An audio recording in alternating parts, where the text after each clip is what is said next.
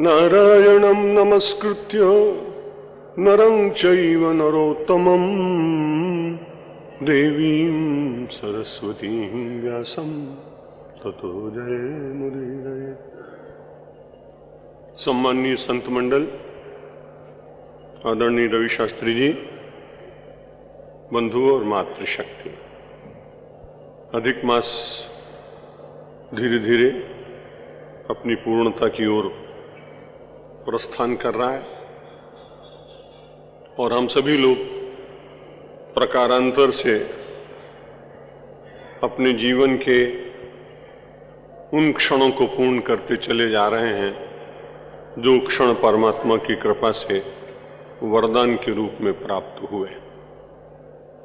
मनुष्य का जीवन निश्चित रूप से परमात्मा का वरदान है। जो लोग इसमें कभी भी अभिशाप की कल्पना करते हैं, मुझे ऐसा लगता है कि वो परमात्मा का बड़ा अपमान करते हैं, क्योंकि आप सभी लोग जानते हैं, यदि किसी बहुत अच्छी मिठाई की दुकान का नाम दुनिया में हो तो वो पूरा प्रयत्न करता है कि बड़ी प्रामाणिकता से क्वालिटी कंट्रोल होना चाहिए और कोई आदमी ऐसा ना कह दे कि चंदू पंजाबी हलवाई की दुकान की मिठाई ये खराब कैसे निकल गई।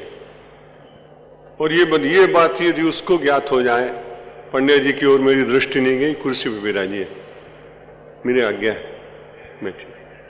आप लोगों को बड़ा आनंद होगा। विश्व की बड़ी प्रसिद्ध संस्था शांति कुंज गायत्री परिवार और उसके संचालक डॉक्टर प्रणव पंड्या, उनके पिता श्री पांड्या जी यहाँ आए, हमारे जज साहब के साथी रहे हैं।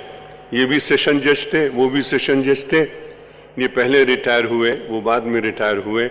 वो शांति कुंज की सेवा में आ गए, वो समन्वय कुटीर की सेवा में आ गए और अपने जीवन को सार्थक करने का जो उत्तर जीवन है, इससे बढ़कर कोई लाभ नहीं कि किसी संस्था में अपने परिवार के लिए तो सारी जिंदगी लोग करते हैं, लेकिन समष्टि के भीतर अपने परिवार का दर्शन करने का विचार जग जाए, ये भगवान की बड़ी कृपा होती। मैं आपसे निवेदन ये कर रहा था कि कोई मिष्ठान्न बनाने वाला व्यक्ति जिसकी बड़ी प्रतिष्ठा हो और जिसकी प्रतिष्ठा के कारण उसकी ब्रांचेस खुलती चली जाएं। आप बंबई गए होंगे, जिस मिष्ठान भंडार का मैंने नाम लिया क्योंकि वो मेरे भक्त थे और विश्व हिंदू परिषद के वो बहुत बड़े सेवक थे। शरीर उनका शांत हो गया, सदा जीवतलाल जी नाम था।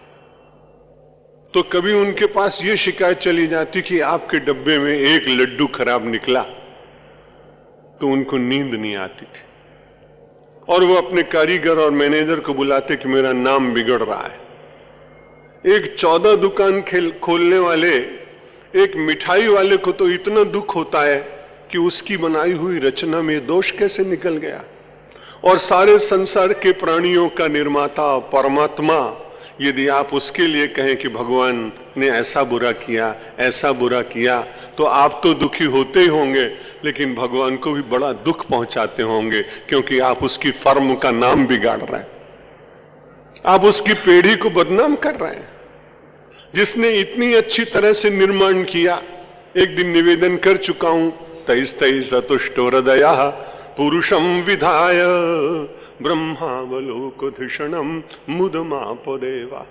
सारे संसार की कृतियों का वो कर्ता बनाने के बाद जब थक गया तो उसने मानव का निर्माण बड़े विचार पूर्वक किया है। नृदेह माध्यम सुलभम सुदुर्लभम प्लवम सुकल्पम गुरु करुणोधारम मयानुकूलेन नभस्वतेरितम पुमान भवाब्धिम न तरेत सहयात्महा। वेदव्यास जी महाराज श्रीमद् भागवत में कहते कि नृदेह माध्यम सुलभम सुदुर्लभम। सारे संसार में मनुष्य के लिए जो आदि जन्म है श्रेष्ठ, आदि का मतलब श्रेष्ठ। नृदेह माध्यम सुलभम, जो सुसंस्कारी व्यक्ति हैं उन लोगों के लिए बड़ा सुलभ है। अगला जन्म कैसा मिलेगा ज्योतिषी से मत पूछिएगा,